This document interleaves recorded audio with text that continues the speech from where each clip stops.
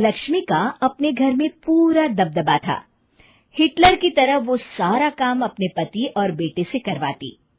धीरे धीरे उसके पति की तबीयत खराब रहने लगी। सुनो जी, अब आप बुजुर्ग हो गए हो, काम में भी अब हाथ आपके फुर्ती से नहीं चलते। अरे भाग्यवान, भगवान से डर। तुझसे मैंने शादी अपने इकलौते बेटे के अच्छे पालन पोषण के लिए की थी, लेकिन तूने तो उसका बेड़ा गर्क कर दिया। मैंने क्या किया? पढ़ाया लिखाया, अब नौकरी नहीं लग रही तो मैं कैसे जिम्मेदार हो गई? अब घर में बैठकर रोटी तोड़ रहा था तो मैंने कहा काम ही कर ले। एक तो भला करो और ऊपर से बातें सुनो। तभी सारंग वहां आ जाता है। बहुत भूख लगी है माँ, कुछ खाने को दे दो। अब तुम्हारे पापा का हाथ तो चल नहीं रहा है। मैं ही जा रही हूँ आज किचन में, बनाती हूँ कुछ। हे भगवान, कैसे होगा इतना काम मुझसे? लक्ष्मी किचन में काम कर रही होती है कि तभी अचानक उसे आइडिया आता है। अरे मैं भी ना, अरे यहाँ तो फ्री की नौकरानी ला सकती हूँ मैं, फिर मैं क्यों खाना बना रही हूँ?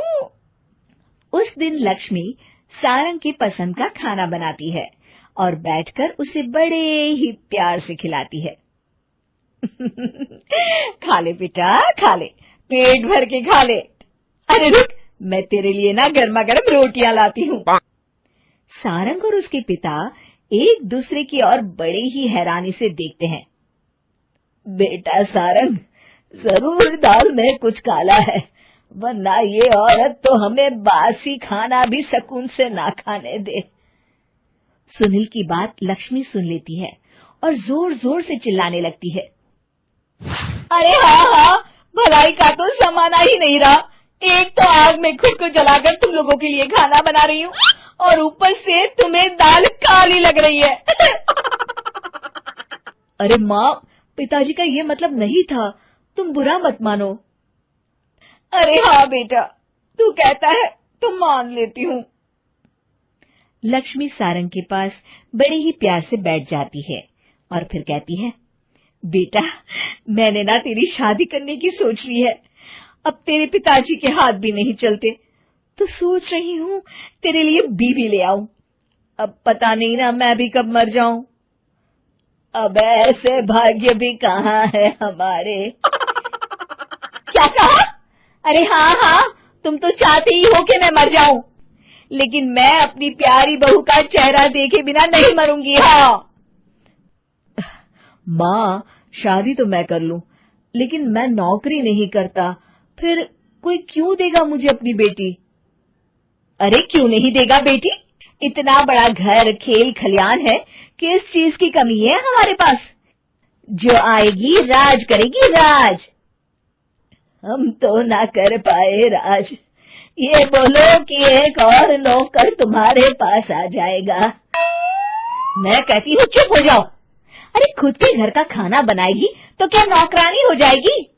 अब तुमसे तो किचन का काम होता नहीं, तो कोई तो करेगा ना। ठीक है माँ, तुम जैसा सही समझो बस। अब मेरी एक शर्त है, लड़की जो भी हो वो दिखने में कैसी भी हो या कहीं की भी हो, बस पढ़ी लिखी होनी चाहिए। अरे हाँ, ला देंगे पढ़ी लिखी बेटा, मैंने कौन सा काम करवाना है उससे। हाँ। और फिर एक दिन पास के गांव की ही रति से सारंग की शादी हो जाती है। रति दिखने में बहुत ही सुंदर थी, साथ ही साथ काफी पढ़ी लिखी थी। रति को लक्ष्मी के सौतेले होने की बात पता नहीं थी।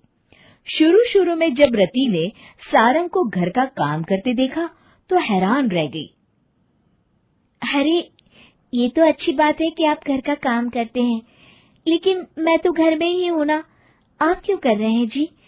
जाइए आप नौकरी के लिए अप्लाई कीजिए ना। तभी लक्ष्मी वहां आ जाती है। अरे रति बहू, करने दे उसे काम। और हाँ, मेरे घर के कुछ नियम है, कायदे हैं, यहाँ बीच में ना ही बोलो तो तुम्हारे लिए अच्छा होगा। रति को लक्ष्मी की बात कुछ अजीब सी लगती है। वो समझ नहीं पाती है कि वो ऐसा व्यवहार क्यों कर रही है, लेकिन उसे लक्ष्मी के सौतेले होने के बारे में कुछ पता नहीं चलता है। फिर एक दिन तो हद ही हो जाती है।